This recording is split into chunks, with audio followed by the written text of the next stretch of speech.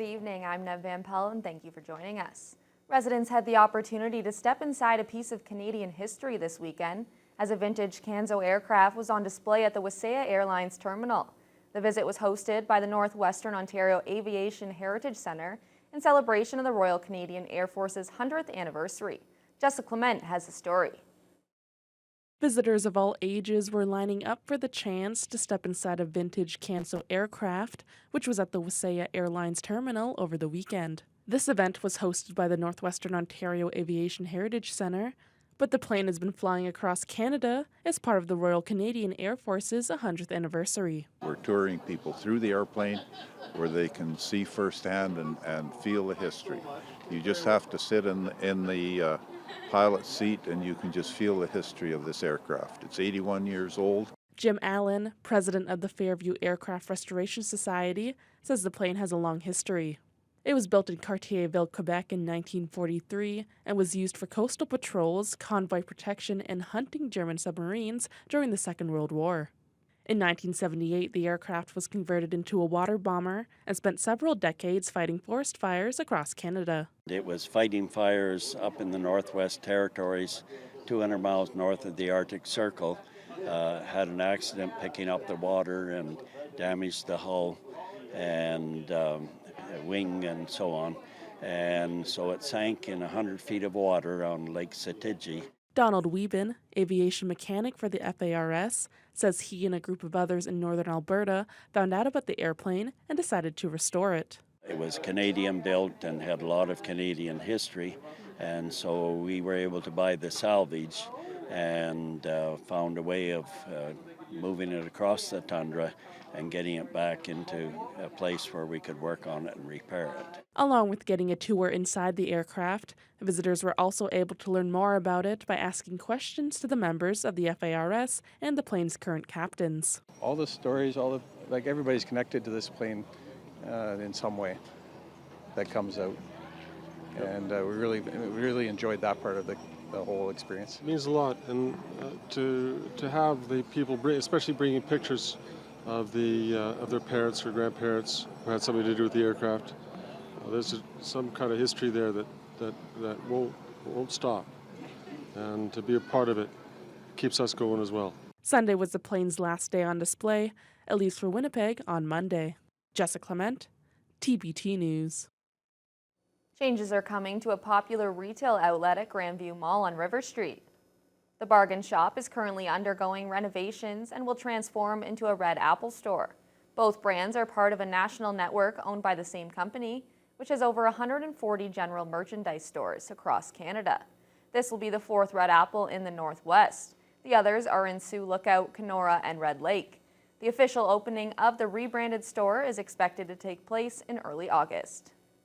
Roughly a month after announcing an almost $6 million deficit, officials with Sioux College believe they've crafted a plan to balance the budget. The college is receiving about $2.5 million in grant funding from the provincial government, but job cuts and suspended courses are also part of the strategy. CTV's Corey Nordstrom has the details.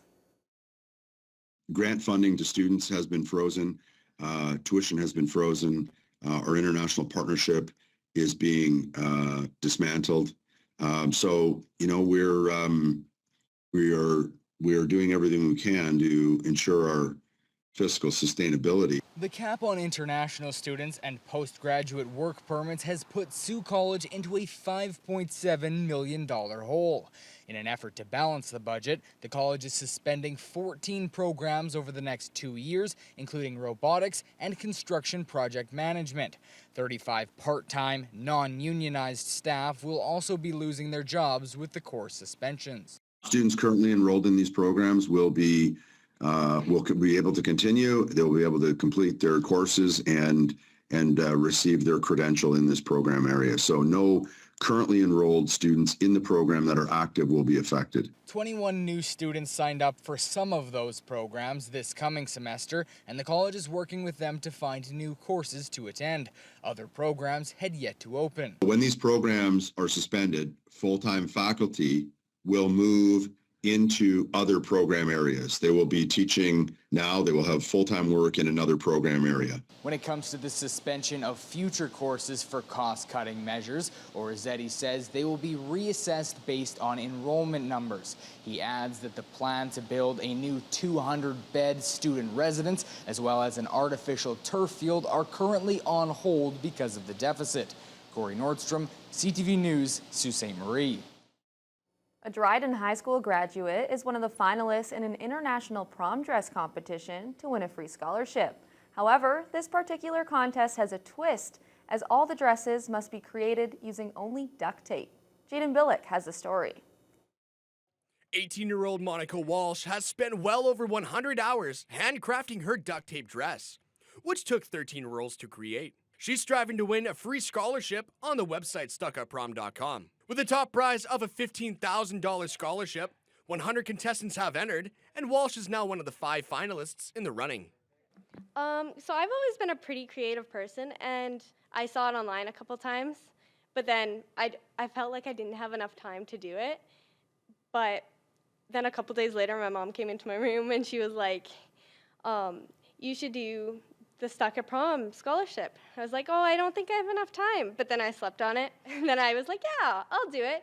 Walsh says her goal for the dress was to push the limits of prom fashion by using eye-catching colors with intricate detailed designs that perfectly reflects her runway-ready, bright personality. My inspiration comes from the artist Romero Brito. He does like pop art. He's a Brazilian artist, and he does like lots of shapes with different fun patterns and colors. Do you think this kind of sparks some interest in a fashion career in the future? I've definitely thought of it. I'm gonna go into teaching chemistry, maybe, but I definitely want to keep this as like a hobby.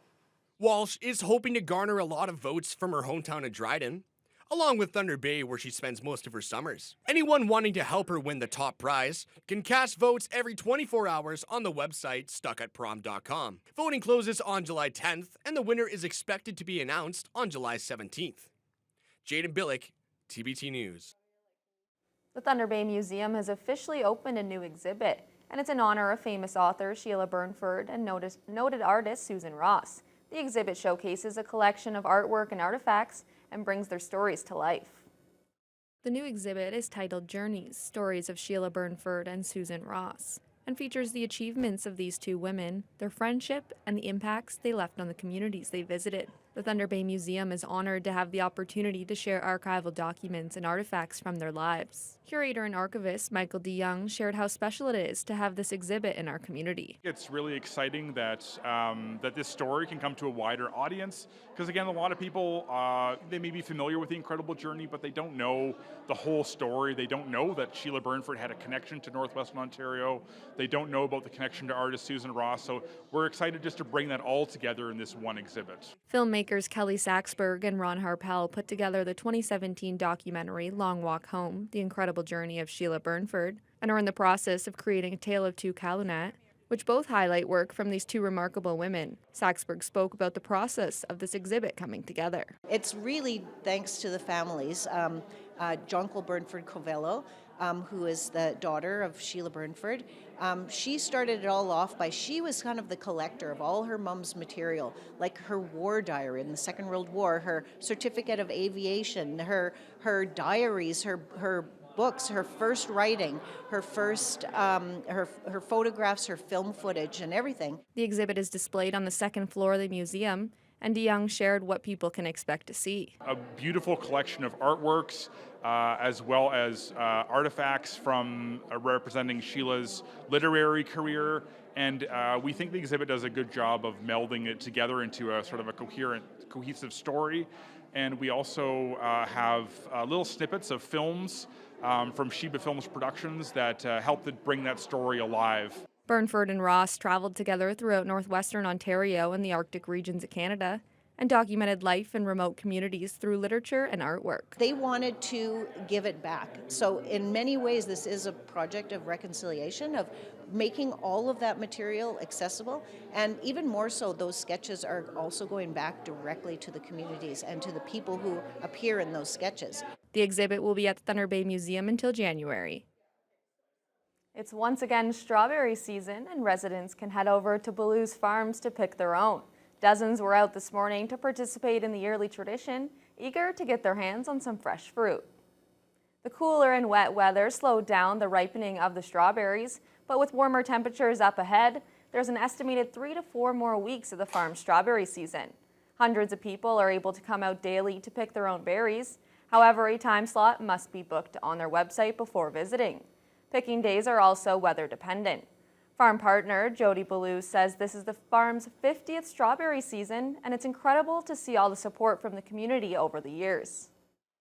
My in-laws, my husband's parents, started the farm in 1974 with Pick Your Own. Before that, it was a potato farm. Before that, it was a cattle farm. It's kind of made different evolutions over the years.